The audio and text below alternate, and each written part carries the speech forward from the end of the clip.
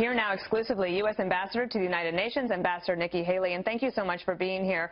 And congratulations, because that 15-0 vote was really hailed, even by administration critics, as quite amazing and impressive. Do you have any information on the new information that we have, that North Korea, for the first time since 2014, is moving some military assets to maybe in response to these sanctions?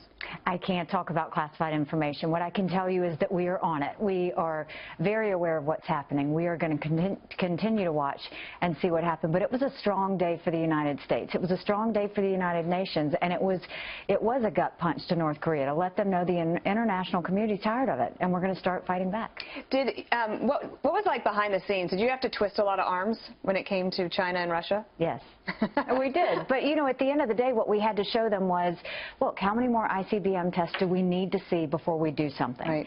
And the fact that every dollar of revenue that the North Korean government gets, they're not feeding their people with it.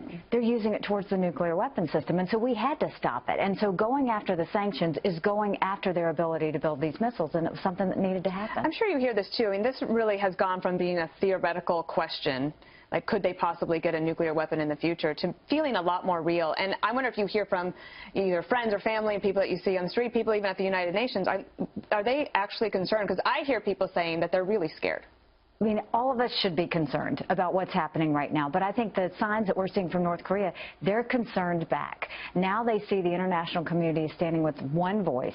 China didn't pull off, Russia didn't pull off, and all of the Security Council and the international community said, that's enough. You've got to stop it. It's reckless, it's irresponsible. And the international community really laid down the groundwork of saying, we're not going to watch you do this anymore. Now North Korea has to respond. And yes, they're going to say, they're going to threaten, they're going to do all of these things, but we're not going to run scared from them. Right, and not overreact, I guess, to everything, every little provocation. Do we have a plan to keep China engaged, to make sure, because General Jack Keane will be here a little bit later in the show, and he has said that, you know, they have a terrible track record of keeping the sanctions going. 90% of the trade that North Korea has is with China, so that's why they were so important to this resolution. And what we saw was the fact that China did step up. These are hard-hitting sanctions that we're doing, over $1 billion out of their $3 billion export. But what was more important was China stepped up and said, we will follow through on these sanctions. We will make sure that we follow it. And they encouraged the international community to follow it. So I think China feels this. I mean, when I talked to the Chinese ambassador, when that missile test took off, they felt it in China. It was so close to their border that the ground shook. Wow. So the people of China now feel it, and they're disturbed enough to say that they now have to do their part. And now we have to just stay on them to make sure they do that. Earlier today at the Pentagon, at a gaggle this morning, they said that the Department of Defense is working on moving to South Korea some larger missiles. Do you think you'll get pushback from Russia or China on that? They won't like it, but they have to understand it. I mean, our job is to defend not just the United States, but our allies. And what you're seeing is Japanese TV is showing that ballistic missile test on every television because they could see it when it came back into the atmosphere. And so we have to protect our friends, and we're going to continue to do that. And I think it's another sign of force that North Korea can't threaten and think we're not going to respond. There's lots of intrigue, of course, around Russia, and Secretary Tillerson, who's traveling in the region today, had this to say. Let's listen to that.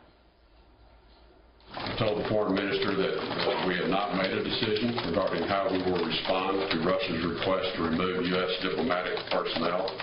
I asked several clarifying questions just to ensure I understood kind of their thinking behind that diplomatic note we received, but I told him we would respond by September the 1st. I'm curious about the diplomatic part of your job in regards to Russia, because on the one hand, you had last week the Russian government, Medvedev, sending taunting tweets to President Trump after he signed those sanctions that were very tough sanctions. And then on this side, you have them cooperating on North Korea, and then we have other business with them, including Syria and Ukraine. So how are you walking that line? Well, I think Russia's having to make these decisions, right? We're not having to walk a line because we are where we are, whether it's in opposing what they're doing with Ukraine, whether it's in fighting Assad in Syria and the fact that that's their their ally, whether it's be sanctioned because they meddled in our elections. We're going to continue to do what we have to do. I think Russia's trying to figure out how to deal with us. And I think they're trying to decide when can we be with the United States and when can we not. The resolution was certainly an opportunity for them to be with us, and they stepped up and they did it. They didn't do it willingly. I think that they wanted to drag it out a bit. But when they saw that this train was moving, they jumped on and they were with us on that. Just moving a little bit south to South America, I was curious about Venezuela because that is a disastrous and chaotic situation. The human rights there are just abysmal. And I wonder, do you think that the UN will take any further action after the president put the sanctions on Maduro personally last week? What is happening in Venezuela is tragic. I mean, we are watching a democracy go directly into a dictatorship, and I think that's why you're seeing everyone protesting. We actually had an emergency hearing on Venezuela 2 months ago because I said that this was a serious human rights situation.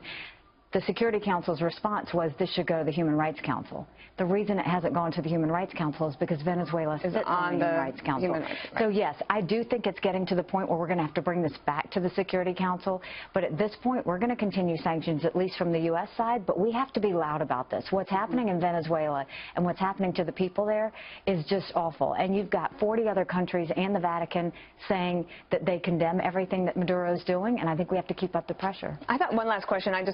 This is an issue that's really, I follow a lot, which is the humanitarian crisis that is growing in Africa, especially in regards to famine. And I think it sort of flew under the radar screen that the Trump administration did not get enough credit. They stepped up, and the world community wasn't.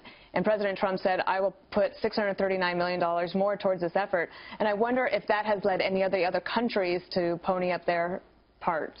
I think when the United States leads, everybody else does follow. It's just something that we've done. So the fact that we put the $639 million was one thing, but the second thing is I'll be going to Africa in the fall. We're going to be going to the Democratic Republic of Congo. We're going to South Sudan. We're going to go to Ethiopia. We're going to meet with the African Union.